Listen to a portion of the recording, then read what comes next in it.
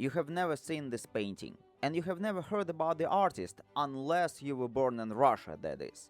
And it's a shame, because this painting is a true masterclass in how to use tiny details to convey sublime meanings. This one does indeed reward an obsessive viewer, because only after spending some time examining every tiny fragment of the painting, you do begin to understand how truly great art works. So, I suggest we do it together right now. My name is Alexey Pashkov, by the way. I am an art historian and I help people understand the hidden language of art, grasp its hidden meanings, and enjoy the great masterpieces more. In addition, I happen to be born and spent the first half of my life in Russia, so I have seen this painting in person many times, and I am in a unique position to tell you about this hidden gem of classical art. Let's begin with a little background. In 79 AD, Vesuvius, a volcano near present-day Naples, woke up again. It had erupted before, and it would erupt again later, but this particular eruption became the most destructive one. Three Roman towns, Pompeii, Herculaneum, and Stabiae, were completely destroyed. Those were places where wealthy Romans liked to spend their summers by the sea. We have always known about this disaster thanks to the two letters by the Roman writer Pliny the Younger, whose uncle died during the eruption.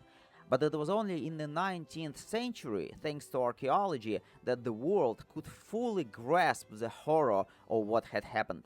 When layers of hardened volcanic ash began to be removed, people saw things that were almost unbearable. The skeleton of a mother embracing the skeleton of her daughter. The remains of a dog that had died on its chain, apparently because its cowardly owner had run away and forgotten about his pet. The skeleton of a man who died in a temple near the statue of a god from whom he had tried to seek protection. Suddenly, the human tragedy of the city's inhabitants became incredibly visible, almost tactile. No wonder two artists, almost simultaneously, but without consulting each other and without even knowing about each other, decided to try to bring this tragedy back to life. And they did it in remarkably different ways. The first one was the British painter John Martin, who presented his version in 1822. For him, the destruction of Pompeii is a catastrophe on a cosmic scale. People and their meager attempts to escape the burning city are the least important part of the painting. What matters is this horrifying vortex of fire and smoke. And let's give him that. His sinister reddish clouds, permeated by blinding light, really do look impressive. About 10 years later, a young Russian painter arrives in Naples. His name is Karl Brylov. His family was of foreign origin, but Brylov was born and raised in Russia, which is not surprising. What is surprising, though, is that he has only just graduated from the Imperial Academy of Fine Arts. Yes, with a large gold medal. And yes, he had already established a reputation with a few very impressive portraits of the Russian nobility. However, he had zero experience in grand historical painting. But he had ambition, and he believed in his undeniable talent. So, he managed to secure a commission for this gigantic canvas and nailed it on the first attempt.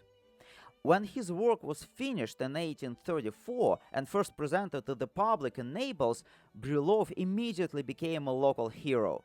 People were literally following him through the streets and writing poems in his honor. Later, the painting went to Paris, where it earned the first prize at the Salon.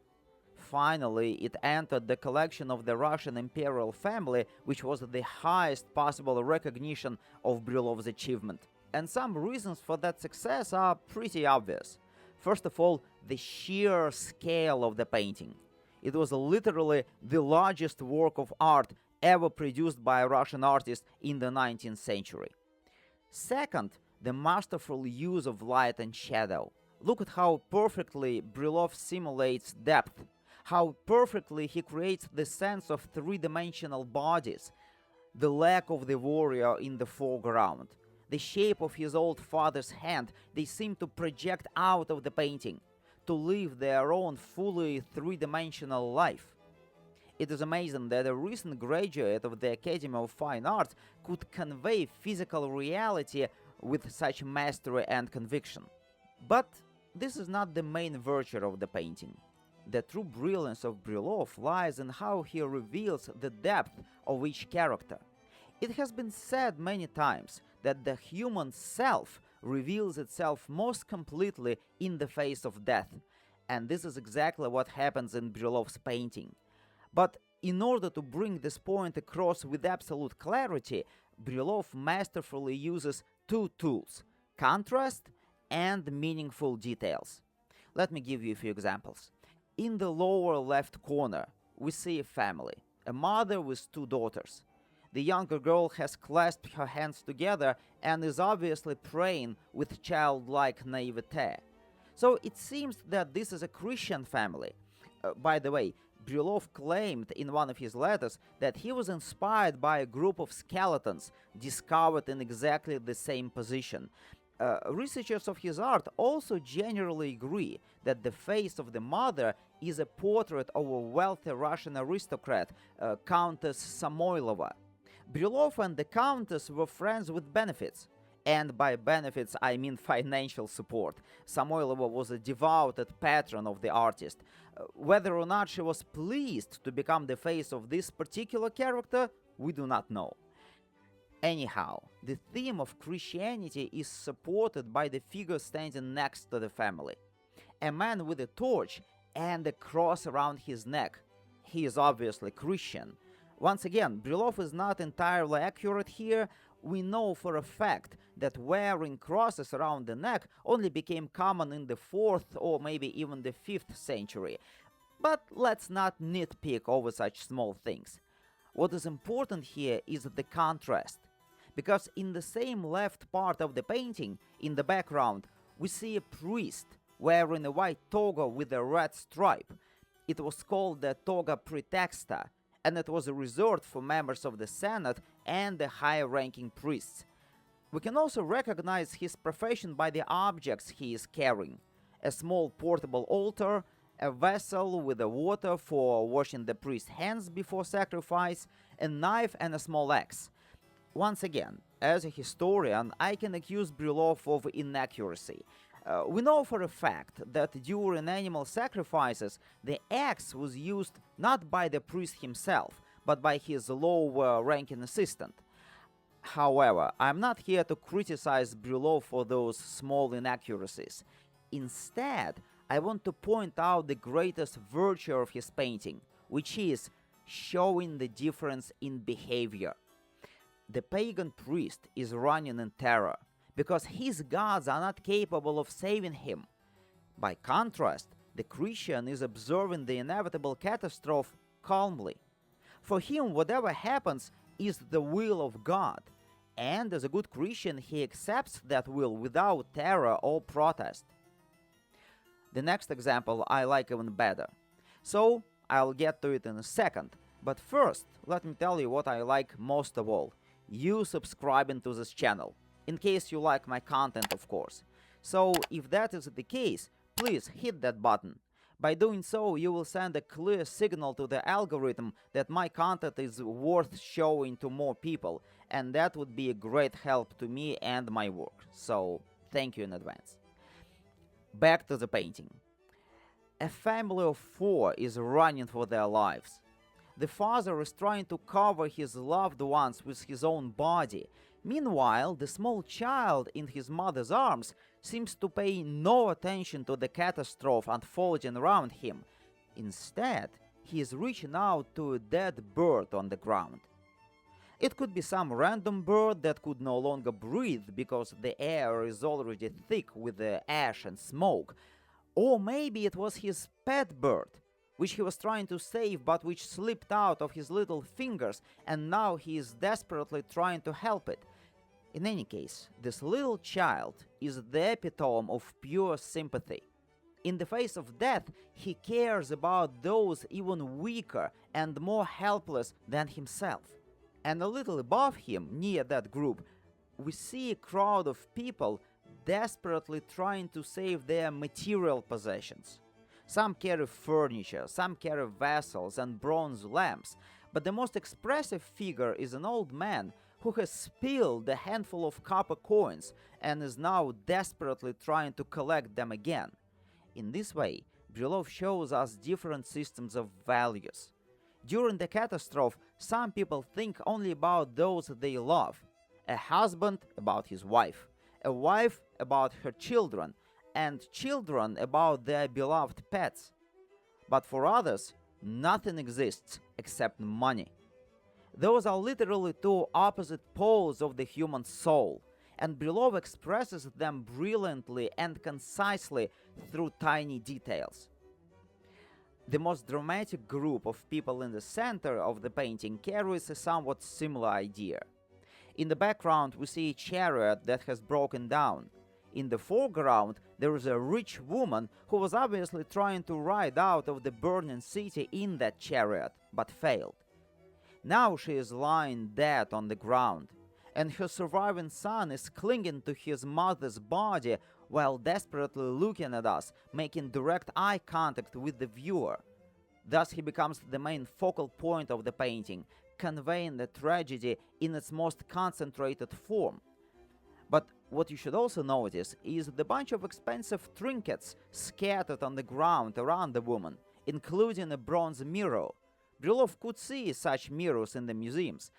What it means is that while trying to save herself and her son, she also took some time to collect those precious valuables.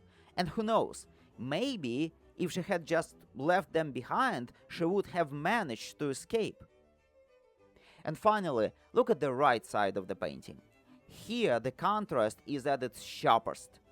We see a son with his old mother. She is begging him to leave her and save himself, and he decisively says no. This episode comes directly from one of the letters by Pliny the Younger, whom I mentioned earlier. He tells exactly this story.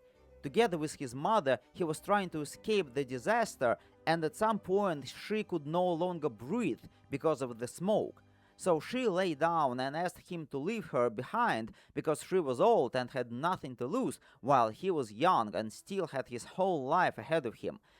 But Pliny refused, lifted his mother from the ground, and ultimately they both managed to escape. The same theme is expressed by the three figures in the foreground. Two sons are carrying their old father on their shoulders, thus embodying one of the main Roman virtues, pietas, which means devotion, loyalty, the sacred duty toward one's family. And in sharp contrast to that, in the background, we see a figure on a horseback. The man on the horse seems to care only about himself, and someone is trying to grab onto his horse, but the rider pushes him away with his leg. So here Brylov shows us how some people manage to remain human and remember their duties to their loved ones, while others, in the face of danger, collapse into the most primitive instincts. Interestingly, you can find somewhat similar motifs in Martin's painting, which I showed you at the beginning. Here is a piece of silverware that someone took the trouble to save from the fire. Here is a soldier trying to protect his wife with his shield. Here are two friends saying farewell to each other. But for Martin, those expressions of human dignity and noble character are ultimately meaningless. In his view, people are so tiny and the forces of nature are so magnificent that it does not really matter what we do or do not do. Ultimately, the end will be the same for everyone. But Brylov's logic is the opposite. Even though the end may be the same for everyone, it does matter how we meet that end. Do we remain human, or do we act like animals guided only by the instinct of survival? Do we remember our duties, or do we let fear completely take over? Do we care about living creatures or about gold and silver? Those things matter, because ultimately they define who we are. And Brylov seems to be telling us, in any situation, you can either remain human or turn into a pitiful insect. The choice is always there, and it is yours to make. This is exactly why I like Brylov's painting so much more. But what about you? Which version feels more inspiring to you and more truthful? I would be happy to read your thoughts in the comments. Also, on my channel there is a whole video about that John Martin, who is one of the most original and sometimes terrifying British artists of the 19th century. If you like this one, it will probably be interesting for you as well, so give it a try, it is right here.